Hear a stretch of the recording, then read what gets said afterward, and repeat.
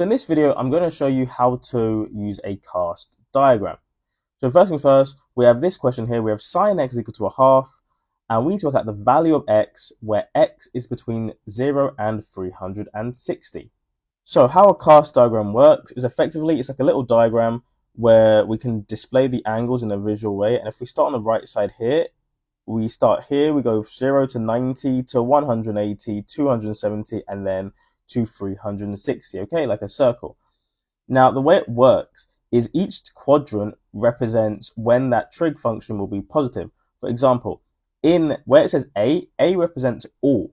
So we know that for every trig function we have, they will, if that trig function is positive, then there will definitely be an angle in between 0 and 90. So this is the first quadrant here, that is all.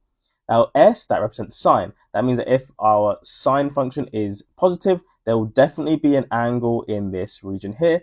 And same for tan and cos. If tan is positive, tan function is positive, we'll definitely have an angle in between 180 and 270.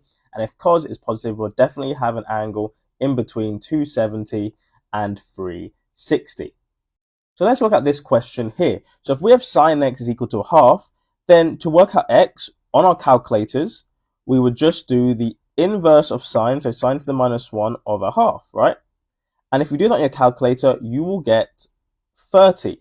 So what does that 30 represent? Well, if we draw this on the diagram, that means that 30 degrees would be here, okay? But we are not done yet because we want all the values between 0 and 360. And also, what do we know? Well, we know that when sine is positive, so could we have a positive a half? When sine is positive, we're going to have another value in this quadrant here between 90 and 180. So what do? Well, we just draw another line, and this will also be 30 here. Now, but what does that 30 represent? Well, now that 30 represents it's 30 degrees away from the 180 line, okay? That's what it represents. So what does that mean? Well, that means if we do 180 minus 30, that angle there would be 150. So actually, we'd actually get 150 as well.